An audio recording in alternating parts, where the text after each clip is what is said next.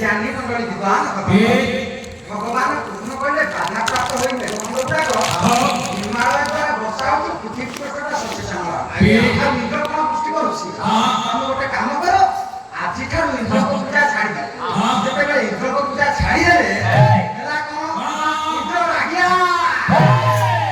রাগিକି ଆପତକ ସମର୍ଥକ ଦ୍ରୋଣ ପୁଷ୍କର ଚାରି ମେଘକୁ ରଖେ ତାର ଇନ୍ଦ୍ର ଶପଥ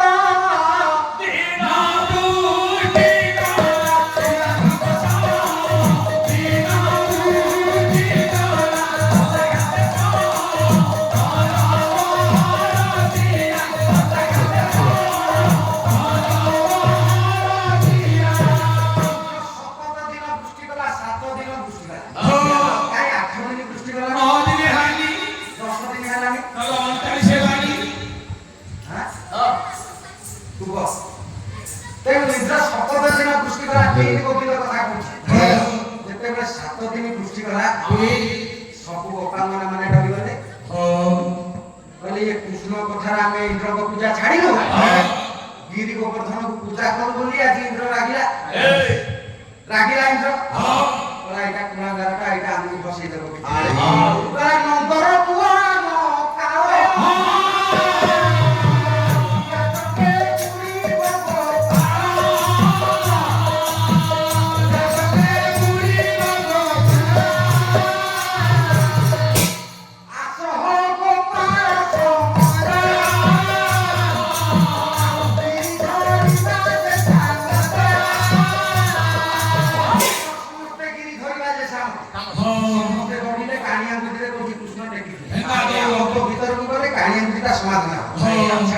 कृष्ण जेतेबेले धरिसंती समस्त भय धरुछंती छोट पिलाटा गिरी गोवर्धन को टेकी धरछि ज्ञानी मन लक्ष्य देबे गिरी गोवर्धन को जदि कृष्ण टेकी रखिले पानी पूरा की पड़ेगा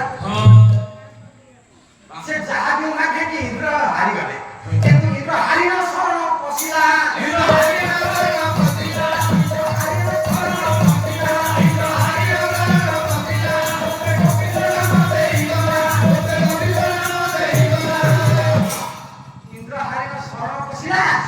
गोपे गोविंद नाई दे देबो गोपे मो बापा टिके लक्ष्य देबे जणे लोक हारी जाउछ हारी गला लोक केबे उपाधि देबो ना जणे लोक हारी जाउछि हारी गला के उपाधि देबो बापा ना कवि लेखे हेई तो हारी न शरण पसिला गोपे गोविंद गोविंद नाम डाक देला हां अरे सेति किनो एकी पई एक गोविंद आ कोन गोविंद आ सेति न वर्षा हरणे ब्रह्मा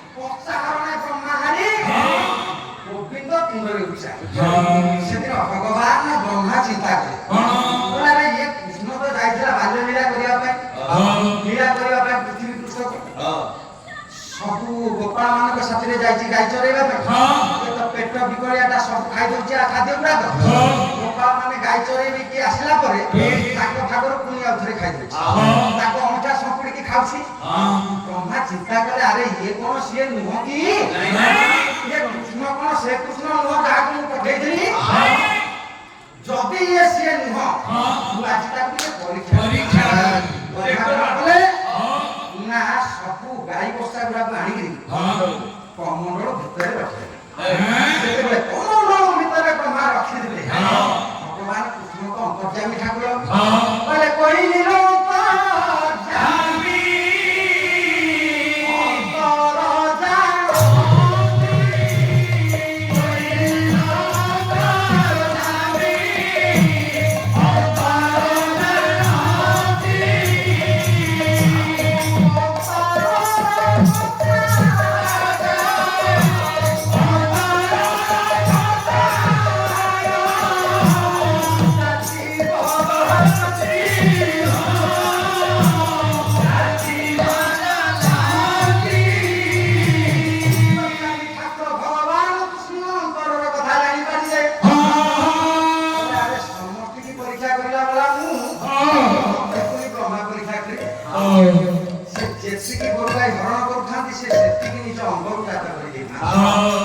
ब्रह्मा हारी गले ब्रह्मा हारी वर्षा हरणे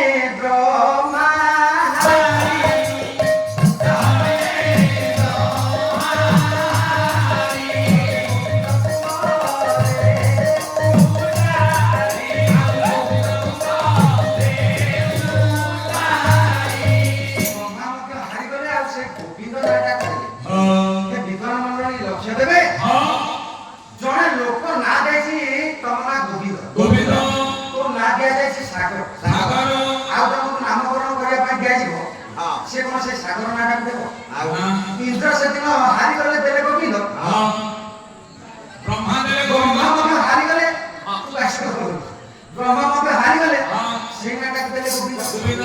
ଖାଲି ସେତିକି ନୁହେଁ ଜ୍ଞାନୀ ମଣ୍ଡଳୀ, ଆଉ ଜଣେ ଦେଇଥିଲା ଯେତେବେଳେ ନା ଭଗବାନ କୃଷ୍ଣ ଯେତେବେଳେ ଜନ୍ମ ହେଲେ ତାଙ୍କ ଆଗରୁ ନାଁ ହେଇଯାଇଥିଲା। ଭଗବାନ କୃଷ୍ଣ ଜନ୍ମ ହେବା ଆଗରୁ ଗୋବିନ୍ଦ ନାଁ ହେଇଥିଲା। ମୋ ସାରେ ଗାଉଥିଲେ ପରେ ଗୋପୀକେ ଗୋବିନ୍ଦ ଗୋଟିଏ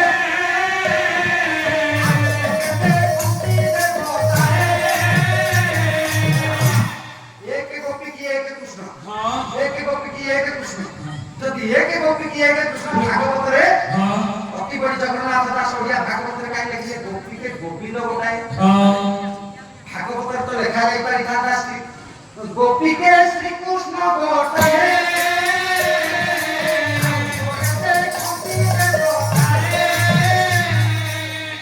कौन जाएगा भूल ना था? हां पद पड़ी ना पद भाई पड़ने ମୁଁ କାହିଁକି ପଦ ଭୁଲିଲା କି ନାହିଁ? ଗୋପୀ के ଶ୍ରୀକୃଷ୍ଣ ଗୋଟିଏ ଲେଖିଥାନ୍ତେ କାହିଁକି କୃଷ୍ଣ ଜନ୍ମ ହେଲେ ନା। ଗୋପୀ के ଗୋବିନ୍ଦ ଗୋଟିଏ କାହିଁକି ଲେଖିଲେ? ଲେଖିଲେ ତାଙ୍କ ମୁଣ୍ଡରେ ହେଡ ନଥିଲା। ଆଚ୍ଛା ଯଦି ଲେଖିଲେ ଆଉ ଗୋଟେ କଥା, ଯେତେବେଳେ 21 ଦିନ ନାମକରଣ ହେଲା ବ୍ରହ୍ମା ଦେଲେ ଗୋବିନ୍ଦ, ଇନ୍ଦ୍ର ଦେଲେ ଗୋବିନ୍ଦ, ତାଙ୍କର ଜନ୍ମ ଆଗରୁ ଅଛି ନା ଗୋବିନ୍ଦ। ଯେତେବେଳେ 21 ଦିନ ନାମକରଣ ହବ ତାଙ୍କର ଘର ପୁରୋହିତ ରାଜ ପୁରୋହିତ ହେଲେ ଗାର୍ଗ। ଗାର୍ଗକୁ ଡକା ହେଲା ଗାର୍ଗ, ଆମର ତ ସନ୍ତାନଟି ଅଦିନରେ ଜନ୍ମ ହୋଇଛି, ଏ ବୃଦ୍ଧ ବୟସରେ ସନ୍ତାନଟି ଜନ୍ମ ହୋଇଛି, କହିଲେ ବୃଦ୍ଧ କାଳେ ତୁମ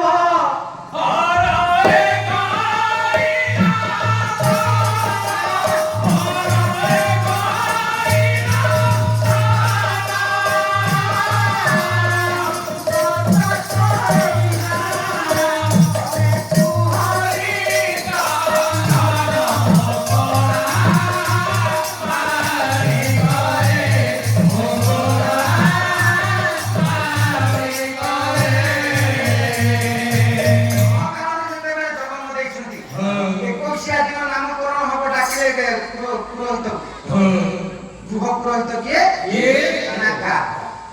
ଗାର୍ଗକୁ କହିଲେ କଣ କହିବା କହିଲ? ମୋ ପୁଅର ଆଜି ନାମକରଣ। ଗାର୍ଗ କହିଲେ ତମ ଭାଇ ନା ସାନନ୍ଦ, ବଡ ଭାଇ ନା ଉପନନ୍ଦ, ତେଣୁ ଆଜିଠାରୁ ଆର ନାମ ଦେଲି ଗୋବିନ୍ଦ ରେ। ଏଇଥିପାଇଁ ତିନି ଗୋବିନ୍ଦ ହେଲା ବୋଲି ଜଗନ୍ନାଥ ଦାସ ଓଡିଆ ଭାଗବତରେ ଲେଖିଦେଲେ। ଆଚ୍ଛା ତିନି ଗୋବିନ୍ଦ ହେଲା, ଗୋବିନ୍ଦର ନାମାକ୍ଷର ସଂଖ୍ୟା କେତେ? କେତେ ବଜା? କହିପାରୁନ ତିନି? ଗୋବିନ୍ଦ ତିନି ଅକ୍ଷର, ତାହେଲେ ଗୋବିନ୍ଦ ତିନି ଅକ୍ଷର ଆମ ପାଇଁ ଅଶୁଭ। ଅଶୁଭଟି ଗୋବିନ୍ଦ ତିନି ଅକ୍ଷର, ଯଦି ତିନି ସଂଖ୍ୟାଟା ଅଶୁଭ ଗୋବିନ୍ଦ କାହିଁକି ଅଶୁଭ ହବନି? ହବନି? ଖାଲି ସେତିକି ନୁହଁ, ଅନେକ ଥର ଗୋବିନ୍ଦଟାକୁ ଉଚ୍ଚାରଣ କରାଯାଏ। ଗୋବିନ୍ଦ ସଂଖ୍ୟାକୁ ଅନେକ ଥର ଅନେକ କବି ଯୋଗ କରିଛନ୍ତି ବା ଲେଖିଲା ବେଳେ ଲେଖି ଦେଇଛନ୍ତି। ପ୍ରମାଣ ଆପଣମାନଙ୍କର ଯୋଉମାନେ ଜୟଗୁରୁ ଲିଖିତ ଥିବେ, ଜୟଗୁରୁ କହିଲେ ଜୟ ରାଧେ ରାଧେ କୃଷ୍ଣ କୃଷ୍ଣ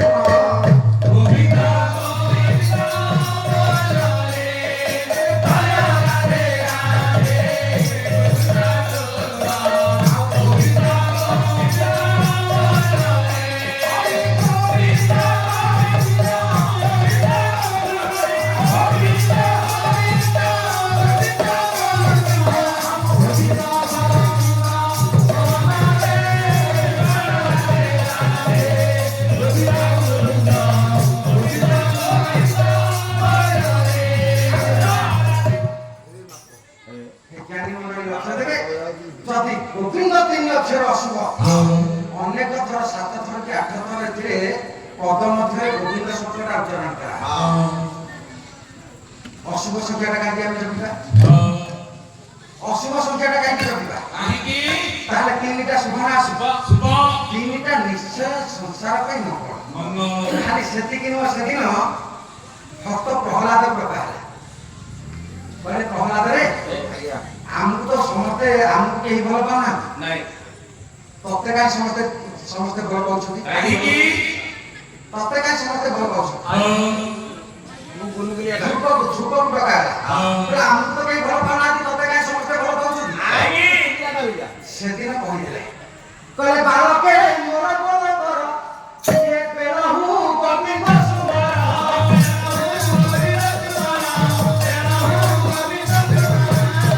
ବାଳକେ ମୋର ବୋଧ କର ବେଳହୁ ଗୋବିନ୍ଦ ସୁନ୍ଦର ଦେଖନ୍ତୁ କେତେ ଗୋବିନ୍ଦ କେତେ କବି ଲେଖିଛି ଆପଣମାନଙ୍କର ପରମାଚନ୍ଦ୍ର ଠାକୁର ଅଭିରାମ ପରମହଂସ ଲେଖିନାହାନ୍ତି ଗୋବିନ୍ଦ ସଂଖ୍ୟାରେ ବହୁତ ନାହିଁ तीन संख्या गोविंद विशिष्ट गोविंद शब्द का बहुत नहीं नमस्ते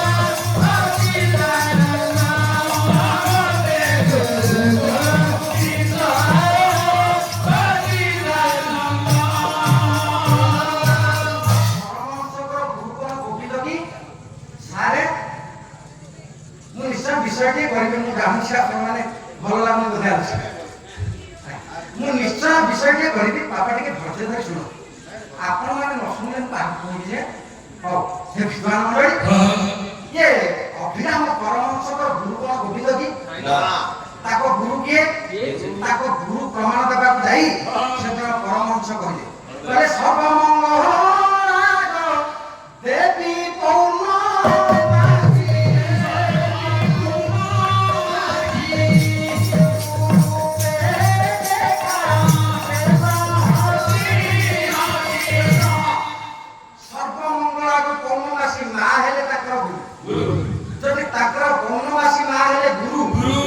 अभिराम परमहंस केमती कहले नमस्ते गुरु गोविंद सच्चिदानंद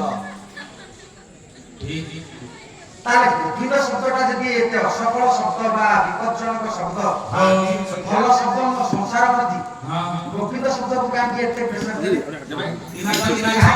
ध्यान कले काहे एते गोविंद शब्द को एते थोड़ा पालन करे बिना धनारा छोटा भावे जो तीन धरा तीन संख्या केला विपद बा अशुभ त्रिनाथ काहे लिखा है काहींकी तेणु हे ज्ञानी मंडली आज ठार तीन संख्या ला शुभ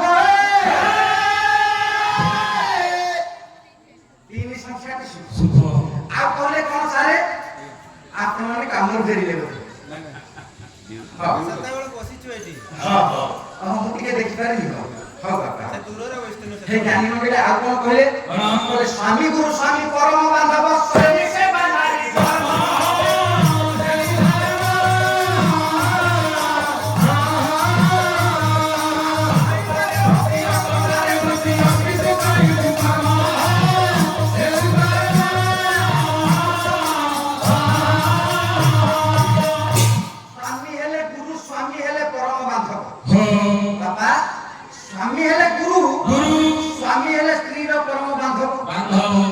स्वामी हेले गुरु स्वामी हेले परम बांधव स्वामी स्त्री रो संपर्क जहा स्वामी स्त्री रो संपर्क जहा गुरु शिष्य रो संपर्क कोन सेया के ना इम्पॉसिबल कोन के भीतर श्री स्वामी स्त्री जे गुरु से त्यागली ताको संपर्क सेया स्वामी स्त्री रो संपर्क जहा हां गुरु शिष्य रो संपर्क कोन सेया सेया जदि सेया ताले हम मन तो पाउनी ना से हमको लागला ताले कवि गंगाधर मेहर काहे के लिखिले काहींकी स्वामी गुरु स्वामी परम बांधव स्वामी से बांधारी स्वामी से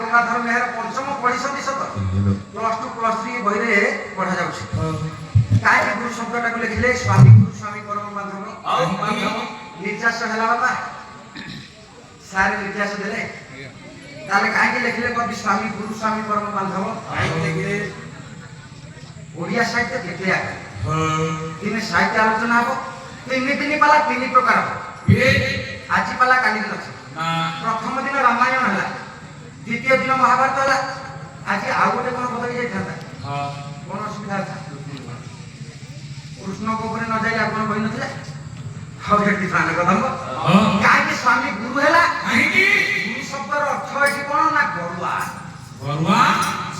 ଗୁରୁ ଶବ୍ଦର ଅର୍ଥ ହେଲା ଗରୁଆ ସ୍ୱାମୀ ଗୁରୁ ସ୍ୱାମୀ ହେଲେ ଗରୁଆ ନା ସ୍ୱାମୀ ସେବା ଆମର କର୍ମ ମା ମାନେ ସ୍ୱାମୀ ସେବା କରିବା ଉଚିତ ଆଉ କରୁଛନ୍ତି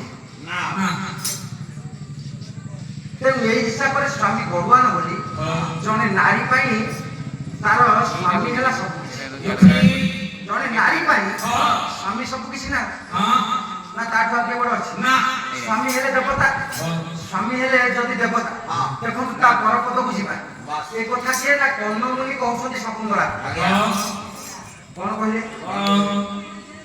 କର୍ଣ୍ଣମୁନି ଶକୁନ୍ତଳା କହିଲେ ଅଭିଜ୍ଞାନ ଶକୁନ୍ତଳାଙ୍କୁ କାବେ କହିଲେ ଶାଶୁଙ୍କ ଚରଣ ସେବୁଧିକୁ ନୀତି ଗୃହର ଦେବତା ମଣି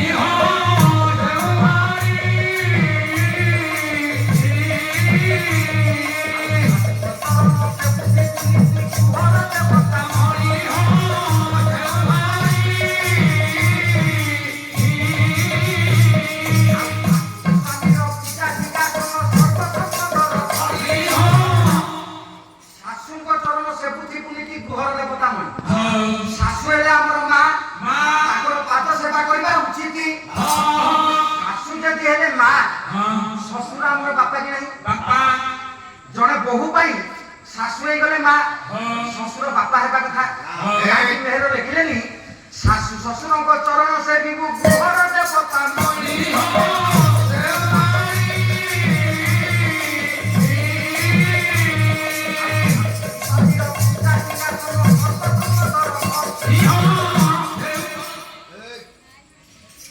କାହିଁକି ଲେଖିଲେନି ଶାଶୁ ଶ୍ୱଶୁରଙ୍କ ଚରଣ ସେବିକୁ ନା ଶ୍ୱଶୁରଙ୍କ ଚରଣ ସେବିକୁ କଣ ପାଇଁ ଲେଖିଲେନି ଯଦି ଲେଖିଲେନି କଣ ତାକୁ କବିତା ଭୁଲ ତା ଆଗ ପଦରେ ଲେଖି ଦେଇଛନ୍ତି କହିଲେ ସୋତର ହେଲେ হে ନିର୍ଜନ ନିକଟେ ରହିଯିବୁ ନାହିଁ ଶ୍ୱଶୁର ହେଲେ ପରପୁରୁଷ ତାଙ୍କ ଚରଣ ସେବାକୁ ଏତେ ଗୁରୁତ୍ୱ ଦେଲେ ତେଣୁ ସାହିତ୍ୟକୁ ଆଲୋଚନା କଲେ ବହୁତ ହେବ ସାରେ ତମର ସେ ଗୁରୁ ମୁଁ ତାଙ୍କୁ କଣ କହିବି ସମାଲୋଚନା କରିବାକୁ ଇଚ୍ଛା ନାହିଁ ଚାହୁଁନି ମଧ୍ୟ ଏଇଥର ଏଟା କଥା ଏଠି ଥାଉ ସମୟ ହେଇଗଲାଣି ବିଷୟବସ୍ତୁ ଟିକେ କରିବା ଆପଣ ମାନେ ବୋଧେ ଅଧୈର୍ଯ୍ୟ ହେଇଗଲେ ଆଲୋଚନା କଲେ ତ ବହୁତ କଥା ବିଷୟବସ୍ତୁ କରିବା ବାପା ଟିକେ ଭଜନ କରିବା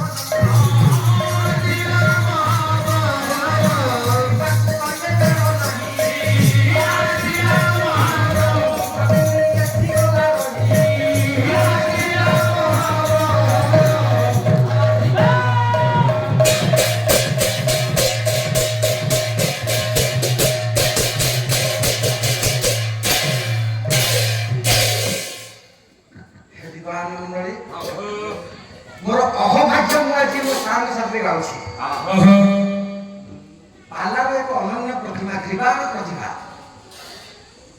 ଯେତେ ଉତ୍ତମ ଗାୟକ ଅଛନ୍ତି ବାପା ଅଳ୍ପ ଜାଣି ମୋରି ମୋରି କରି ଅଳ୍ପ ଜାଣି ବହୁ ବଖାଣି କରନ୍ତି।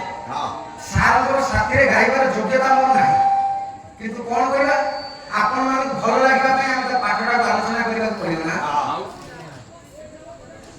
ତେଣୁ ହେ ଗୁରୁଦେବ, ମୁଁ ମଞ୍ଚ ଉପରେ এই 3 ଦିନ ଭିତରେ ଆପଣଙ୍କ ପାଖରେ ଅନେକ ତ୍ରୁଟି କରିଛି, ଆଉ ଆଜି ମଧ୍ୟ ତ୍ରୁଟି କରିବାର ଦୁଃସାହସ କରିଥିବାରୁ ଖୁଲା ମନରେ କ୍ଷମା ଦେବେ, ଆଉ ସଦା ସର୍ବଦା କଲ୍ୟାଣ କରୁଥିଲେ ଆଶୀର୍ବାଦ କରୁଥିଲେ, ଏହା ମୋର ମନର କାରଣ।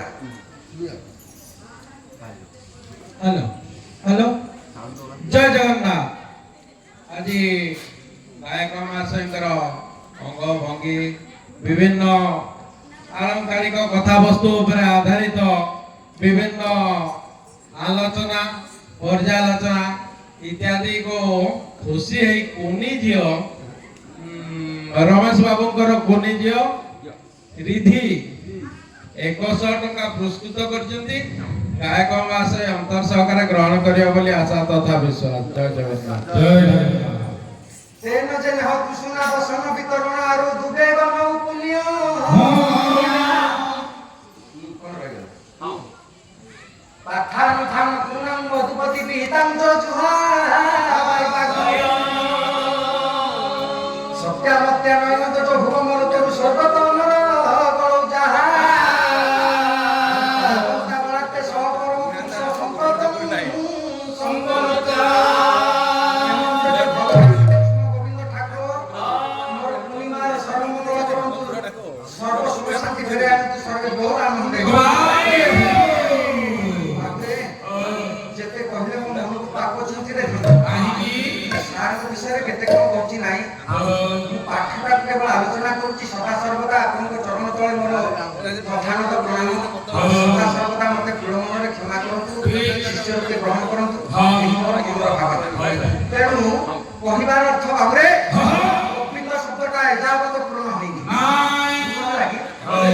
ଗୋବିନ୍ଦ ଆହୁରି ରହିଲା। এই গোটিয়ে পদ কথা 4 ঘন্টা বাপা যাই পারে, এତିকি পদিয়ে কথারে ভাইনা 4 ঘন্টা বিতি যাই।